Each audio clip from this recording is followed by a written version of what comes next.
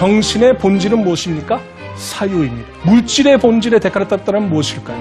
그것은 연장입니다. 우리의 신체가 우리에게 제대로 된 정보를 주는 것은 아니고 때로는 욕구, 욕망, 정념 등이 우리를 갖다가 잘못 이끌기도 한다라고 하는 그 주장을 합니다. 나한테 신에 대한 어떤 관념이 있다라는 거예요. 데카르트의 답은 통상적으로 우리가 인간이라고 생각하는 존재는 정신과 몸의 결합이라고 얘기를 합니다. 이 두 가지 영역을 분리함으로써 결정론과 자유의지의 그 충돌을 해소할 수 있겠다라고 하는 그런 대답이 가능해질 수 있겠죠.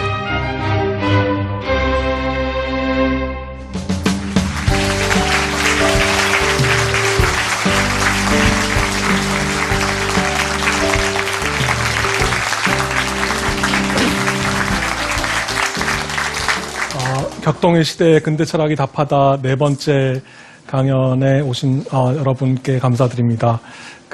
오늘은 두 번째 철학자인 데이비드 휴움이라고 하는 그 철학자에 관한 제 1강이 되겠습니다.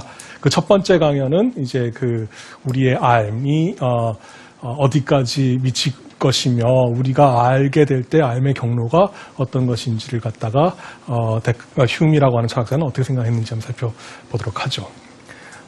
그래도 첫 시간이니까 휴움에 대한 소개를 조금 하는 게 좋겠죠. 1711년에 나서 1776년에 운명을 하셨고요. 제가 근대 철학 강의를 학교에서 수업을 할 때 근대 철학자들의 그림, 그러니까 사진이나 이 모습을 갖다가 많이 올리면 학생들이 내심 우리 강의하시는 선생님하고 가장 많이 닮았다라고 하는 이렇게 구덕하신 인상을 갖고 있는 그런 분이죠. 이 영어권 최고의 철학자라고 생각하는 분들이 아마 많으실 거예요. 휴움은 이른바 경험주의, 우리의 삶의 기본적인 출처는 경험이다. 그리고 우리는 기본적으로 자연 밖의 존재가 아니라 자연 속의 존재이다라고 하는 생각이 아마도 근대 철학자들 중에서 가장 아직도 설득력이 있는 입장이 아닐까. 그러니까 만약 데카르트나 다른 근대 철학자들은 저 사람은 어떤 생각을 했고 왜 그런 생각을 했을까라는 방식으로 호기심의 대상이라고 한다면 휴움은 호기심의 대상을 넘어서서 상당히 그럴듯하지 않을까라고 하는 참이지 않을까라고 하는 생각을 갖고 있는 철학자들이 꽤 있을 것 같은 생각입니다. 물론 그렇다고 해서 모두가 동의하는 것은 아니고요.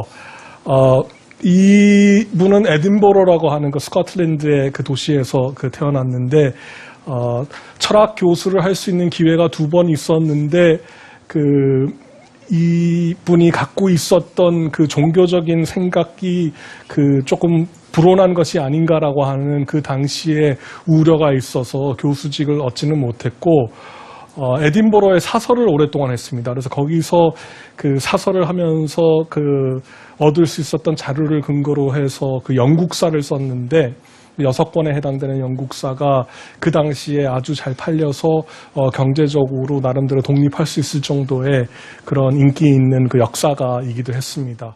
제일 중요한 저작이고 제일 처음 나왔던 책이 A Treatise of Human Nature, 그러니까 인간 본성론이라고 얘기를 하고 인간 본성에 관한 논고이고 또 하나는 이제 이 트리티스의 내용을 갖다가 정리 보완해서 따로 낸 것이 인간 지성에 관한 탐구 그리고 도덕 원칙에 관한 탐구가 있을 수가 있겠고요.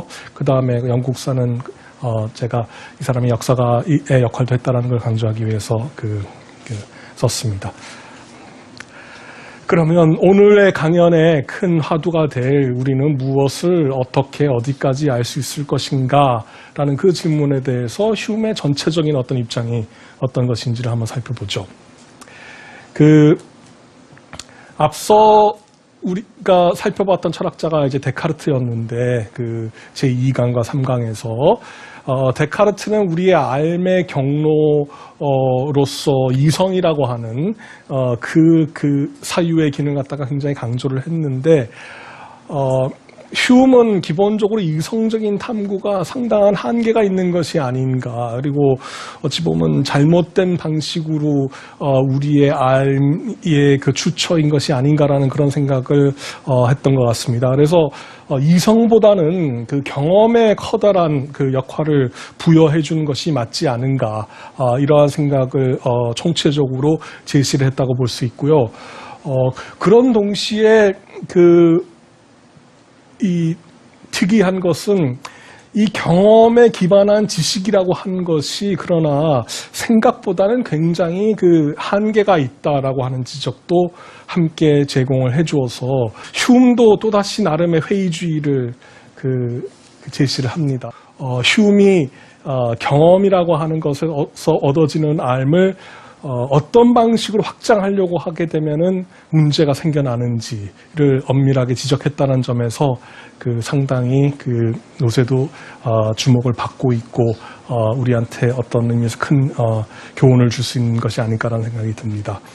제가 여기 마음의 뉴턴이라고 하는 말을 이 화면에 올려놨는데 데카르트가 작업을 한 방식을 조금은 희화화하자면 자연이 무엇일까 하면 열심히 기하학을 하고 내가 존재할까라고 하는 것은 가만히 나의 사유를 갖다가 만약 관찰을 하고 했던 것이 데카르트의 작업의 방식이라면 휴음은 세상을 좀 알고 경험을 하고 실험을 하고 인간의 마음이 어떤 방식으로 작동이 되는 것인지 마치 뉴턴이 각종 실험과 관찰을 통해서 자연이 어떤 방식으로 작동이 된 것인지를 발견한 것처럼 나도 실험과 관찰을 통해서 인간이 어떤 존재인지를 알고자 했다라고 생각해 보실 수가 있어서 그래서 마음의 뉴턴이 되고자 했다라고 이렇게 이해를 하셔도 될 것 같습니다.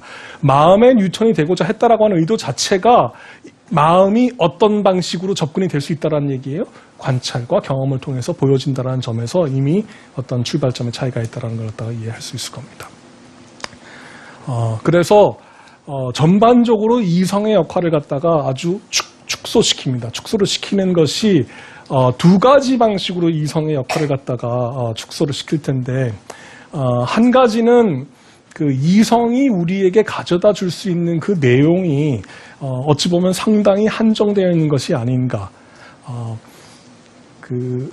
우리가 생각했던 것보다 굉장히 많은 내용을, 많은 알을 가져다 준다기보다는 아주 제한된 방식의 알을 가져다 준다라고 하는 그 지적이 하나가 있을 수가 있고, 또 한 가지는 이성의 역할이라고 하는 게 앞서 데카르트에 대해서 제가 말씀을 드렸던 걸 갖다가 생각을 해보신다면 이 이성이라고 하는 것이 우리의 감정이나 정념이나 어떤 욕구를 갖다가 통제하고 그걸 조절해 줄 수 있는 그러한 역할을 가지고 있는 것이 아니라 이성은 단지 어떤 의미에서 정념이나 감정이나 욕구를 갖다가 만족시키기 위해서 그것의 노예의 역할을 한다라고 하는 그러한 아주 강렬하고도 재미있는 표현을 쓰고 있습니다. 인간 본성론의 2권의 3절에 보면 이성이 가져다주는 알도 굉장히 제한되어 있고 이성의 역할, 우리의 삶에 있어서 특히 우리의 감정과 우리 어찌 보면 비이성적인 부분을 갖다가 통제하는 데 있어서도 사실은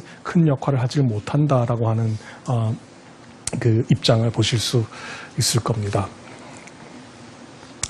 자, 알의 출처로서의 경험을 강조하고자 한다면 시대적으로 데카르트가 휴음보다 앞섰기 때문에 그리고 데카르트가 지대한 영향을 미쳤기 때문에 어떤 의미에서 이성을 알의 출처로서 받아들이고 있는 입장이 문제가 있는지를 지적을 해야 되겠죠. 혹시 3강을 했을 때 데카르트의 신존재 증명을 어떻게 생각하셨는지 모르겠지만 거기에 그 강연을 들으셨던 분들이 근데 거기서 결정적인 역할을 했던 두 가지의 전제가 있었는데 하나만 말씀을 드리죠. 예컨대 결과에는 원인에 있는 것만 있을 수 있다라고 하는 그런 원칙이 굉장히 큰 역할을 했는데 휴음 같은 경우에는 그런 원칙을 갖다가 내가 과연 받아들일 필요가 있는가, 그런 원칙이 얼마나 보편적이면서 얼마나 확실한가라고 하는 그런 의문을 제기를 했고, 오히려 확실함의 근거로서는 직접적으로 우리가 경험하는 것만큼 나에게 이런 경험들이 일어나고 있다는 것만큼 확실한 게 있겠는가라고 하는 그러한 접근 방식을 제공을 합니다. 그래서 휴음은 우리의 생각들을 두 가지로 나누는데 하나는 이른바 인상, impression이고요. 다른 하나는 관념이라고 얘기를 합니다. 근데 인상은 무엇이냐 하면 지금 여러분이 제가 보이죠? 네. 그러니까 저에 대한 인상이 있으신 겁니다. 그냥 직접적으로 감각을 통해서 생생하고 뚜렷하게 이 지각이 되는 그 내용이 인상의 한 가지 종류이고 또 한 가지는 이렇게 마음속에서 때로는 분노가 일거나 어떤 기쁨이 일 때 그런 내적인 어떤 감정도 인상에 해당됩니다. 이런 것들이 내게 지금 일어나고 있다고 하는 사실은 휴먼은 부인할 수 없이 가장 확실한 우리 삶의 기초적인 내용이 된다고 생각을 하고 관념은 이것들의 조금 희미한 그러한 모사라고 혹은 복사라고 생각을 하시면 됩니다. 이게 보이시죠? 자, 인상이 다 있으시죠? 그죠? 리모컨에 인상이 있으면 잘 보세요. 인상을 잘 간직하고 계세요. 자, 인상이 있습니까? 없습니까? 인상이 휴메에 따르면 지금 자, 리모컨 생각을 해보세요. 그러면 리모컨 생각을 하고 계시죠? 그죠? 그 리모컨 생각은 관념입니다. 그러면 자, 그 리모컨 생각에 대한 그 관념을 갖고 계시죠? 그죠? 그거 하고 자, 보이시죠? 이거는 인상입니다. 그 차이가 뭐예요? 눈에 보이고 안 보이고인데 보이고 안 보이고의 차이를 조금 더 구체적으로 말씀을 해보시면 휴메에 따르면 뚜렷하고 강렬하고 생생함의 차이밖에 없다는 겁니다. 자, 그래서 우리가 갖고 있는 모든 생각은 결국은 두 가지 중에 하나라는 거예요. 인상이거나 관념이라는 것이고 관념은 전부 다 뭐다? 인상의 모사라는 얘기를 하고 그래서 모사 원리를 제시합니다. 굉장히 어떻게 보면 상식적인 생각이죠. 우리가 갖고 있는 생각은 전부 뭐다? 인상 혹은 관념이고 관념은 인상의 모사인데 마음이라고 하는 게 나름대로 힘이 있다라는 거예요. 어떤 힘이 있어요? 이 관념들을 여러 가지 형태로 변화시킬 수 있는 그런 힘은 있습니다. 이런 관념들을 변화시킬 수 있는 힘이 있고 그래서 증대시키거나 감소시키거나 혹은 순서를 우리가 어떤 관념을 가졌다가 다른 관념을 가졌는데 그 순서를 바꿀 수도 있고 혹은 위치가 뭐 마음속 여기 보여 이런 위치에 있었는데 그런 위치를 갖다 바꿀 수도 있고 그 다음에 그 같이 있지 않았던 것들을 갖다가 붙일 수 있는 그런 마음의 힘도 있다는 겁니다. 근데 이게 다라는 겁니다. 기본적으로는 뭐가 필요해요? 인상이 필요합니다. 기본적으로 인상이 필요한데 그러니까 경험이 필요하고 경험을 가지고 우리가 조작을 해나간다는 겁니다. 이렇게 바꾸고 저렇게 바꾸고 그리고 이렇게 조작을 해나갈 때 이렇게 바꾸고 저렇게 바꾸고 하는 게 무작위로 하는 게 아니라 특정한 대체적인 규칙들이 있다는 겁니다. 그것이 이른바 유사성, 시공간적 근접성, 그 다음에 인과성이라고 하는 이러한 관념들을 갖다가 운용하는 그러한 규칙들이 있다라고 하는 게 휴메의 커다란 발견이에요. 이 유사성과 그 시공간에서의 근접성, 인과관계가 어떤 것들인지에 대해서 제가 간략하게만 말씀을 드리고 넘어가겠습니다. 여기 의자가 이 자주색, 이 의자가 보여서 제가 자주색이라는 생각이 딱 떠오르면 그 자주색하고 유사한 팥이 생각이 났다가 팥이 생각이 나니까 단팥죽이 생각이 나고 단팥죽이 생각나니까 죽이 뭐 이렇게 그러니까 저는 유사성이 이제 음식 쪽으로 이렇게 자주 되는 경향이 있어서 조금 문제인데 이렇게 유사한 방식으로 이렇게 생각이 전이가 되는 게 유사성. 마음이 운영되는 그런 방식이고 시공간적으로 근접한 것은 제가 이제 전철을 타고 왔는데 전철을 타고 오게 되면 전철역이 생각이 나고 전철역이 생각이 나면 전철 옆에 있는 건물이 생각이 나면 공간적으로 생각이 이렇게 움직인다는 얘기고 시간적으로도 금방 가능한 것이고요. 그 다음에 아주 중요한 이 운영 규칙이 뭐냐면 어떤 것이 생각이 나면 그 원인이 생각이 나거나 그 결과가 생각이 난다는 겁니다.